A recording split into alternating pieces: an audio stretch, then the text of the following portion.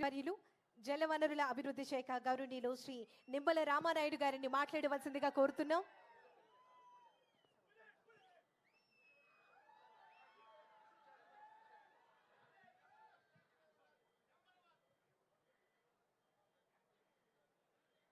Mean while గౌరవ మంత్రివర్యులు గౌరవనీయులు సత్యకుమార్ యాదవ్ గారిని మాట్లాడవలసిందిగా కోరుతున్నాం. గౌరవ ఇన్ఛార్జ్ మంత్రివర్యులు సార్ ప్లీజ్. ఆంధ్రప్రదేశ్ ప్రజల అభిమాన నాయకులు, రైతు పక్షపాతి, ఒక దార్శనిక నేత, ఆంధ్రప్రదేశ్ ముఖ్యమంత్రి గౌరవనీయులు చంద్రబాబు నాయుడు గారికి, వేదిక మీద ఉన్న సహచర మంత్రులకి, గౌరవ ప్రజాప్రతినిధులకి, ఇవాళ ఈ కార్యక్రమంలో పాల్గొంటున్న మైలవరం నియోజకవర్గానికి సంబంధించిన రైతు సోదరులందరికీ నమస్కారం. నా పక్కన అనగాని సత్యప్రసాద్ గారు కూర్చొని నా చెవులు కొరుకుతున్నారు. ఏంటి ఈ కార్యక్రమము, రామానాయుడు గారు మంచినీళ్ళు కూడా పెట్టలేదు అని. నేను చెప్పా, ఇవాళ రాష్ట్రంలో ఎటువంటి ప్రభుత్వం ఉందంటే మంత్రులకి ఎమ్మెల్యేకి సపర్యలు చేసే ప్రభుత్వం కాదు, అన్నదాతకి సాగునీరు అందించే దాని మీద దృష్టి పెట్టే ప్రభుత్వం ఉంది. మనకు నీళ్లు లేకపోతే ఏముంది, అన్నదాతల మొహంలో సంతోషం చూడండి.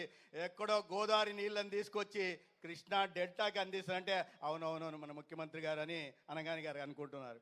మనకు నీళ్ళు లేకపోతే కాసేపేం కాదు, కానీ అన్నదాతకు పంటకి సాగునీరు రాకపోతే రాష్ట్రం ఏమవుతుందో తెలుసు. కాబట్టి ప్రాధాన్యత లేదో ఈ రాష్ట్రంలో గౌరవ ముఖ్యమంత్రి గారికి తెలుసనే విషయాన్ని మేమిద్దరం కూర్చొని మాట్లాడుకుంటున్నాం. నేనేదో ఉదయం ఇంకో కార్యక్రమం, ముఖ్య కార్యక్రమం రైతులకు సంబంధించి ఉంది. ఎంత ఒత్తిడి చేసినా ముఖ్యమంత్రి గారి కన్నా ముందు 10 నిమిషాలు రావాలని ప్రయత్నం చేసినా అక్కడ సాధ్యం కాలేదు. హడావిడిగా పరిగెత్తి వస్తూ మా పిఏకి అడుగుతున్నా, ముఖ్యమంత్రి గారు వెళ్ళిపోయారు కదా, అక్కడ ఏదన్నా ఇది ఉంటాయేమో, అడ్డంకులు ఉంటాయేమో, లోపల వెళ్ళడానికి ఇబ్బంది అవుతాయేమో, ఓసారి కలెక్టర్ గారికి చెప్పండి అని. మీరేంటి సార్ మంత్రి అన్నారు. అయినా ఇబ్బందులు ఉంటాయా, ఎందుకంటే వచ్చా చూస్తే ఎక్కడా బ్యారికేడ్లు లేవు, ఎక్కడా పరదాలు లేవు. గౌరవ ముఖ్యమంత్రి గారు రైతుల మధ్య కూర్చొని ఒక సాధారణ రైతులాగా, ఇవాళ రైతులాగా ఒక తెలుగు రైతు ఎలా ఉంటారో అలా ఉట్టిపడేలాగా కూర్చోన్నారు. ఆ రోజులు పోయినాయి, బ్యారికేడ్ల రోజులు పోయాయి, ఆ రోజులు పోయినాయి, పరదాల మాటను తిరిగే రోజులు పోయాయి. ఇవాళ ప్రజల మధ్య ఉంటూ అది కూడా నేను వస్తానన్నా, దానికే వస్తాను, నువ్వు తొందరపడద్దు. మళ్ళా ఇవాళ ప్రజల మధ్య ఉంటూ ప్రజల సమస్యలు తెలుసుకోవాలి.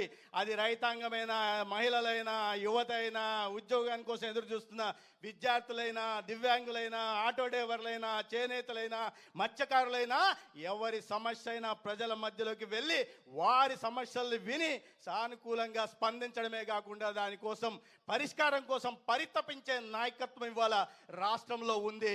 చెట్లు అంటున్నారు, చెట్లు కూడా నరకడాలు లేవని. చెట్లు నరకడాలు లేవు, ఎంత సుందర దృశ్యమో ఉందో చూడండి. గతంలో ఇటువంటి కార్యక్రమం జరిగితే ఎక్కడో 20 కిలోమీటర్ల నుంచి బ్యారికేడ్లు ఉండేయా కాదా? చెట్లు ఆ పచ్చదనం కనిపించేదా?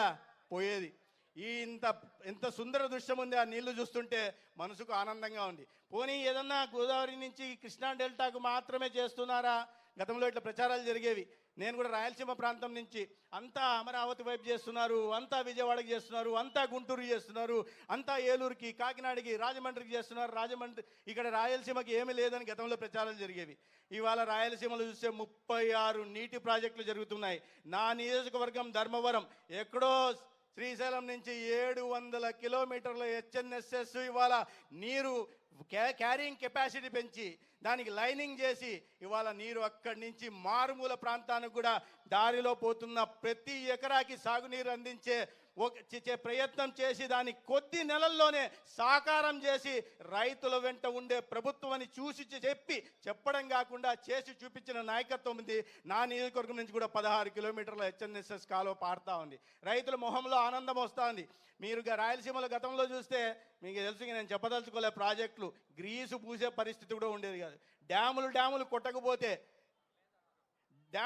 కొట్టకపోతే పట్టించుకునే పరిస్థితి లేదు. ఇవాళ మళ్ళీ ప్రాజెక్టులు మొదలైంది. ఎక్కడో తుంగభద్రలో గేటు కొట్టకపోతే అహర్నిశలు అక్కడ కూర్చొని రాత్రంతా దాన్ని పర్యవేక్షిస్తూ మంత్రులందరినీ అక్కడికి పంపించి ఆ గేట్లని మళ్ళీ తయారు చేసి చాలా పెద్ద పని, కొన్ని సంవత్సరాలు పట్టే పనిని కొన్ని రోజుల్లో చేసి అంటే ఒక సమర్థవంతమైన నాయకత్వం ఉంటే ఎలా ఉంటుందన్న విషయాన్ని చేసి చూపిస్తున్న సందర్భంగా ఇవాళ ఈ కార్యక్రమంలో నన్ను కూడా భాగస్వామ్యం చేసినందుకు నేను నిమ్మల రామానాయుడు గారికి, అధికార యంత్రాంగానికి ధన్యవాదాలు తెలియజేసుకుంటూ సెలవు తీసుకుంటాను. నమస్కారం. ధన్యవాదములు సార్. అనంతరం డాక్టర్ కేఎల్ రావు గారు వారి యొక్క సన్ విజయరావు గారిని మాట్లాడవలసిందిగా కోరుతున్నాం. వారికి సాదరంగా ఆహ్వానాన్ని తెలియజేస్తున్నాం. సార్ 2 నిమిషాలు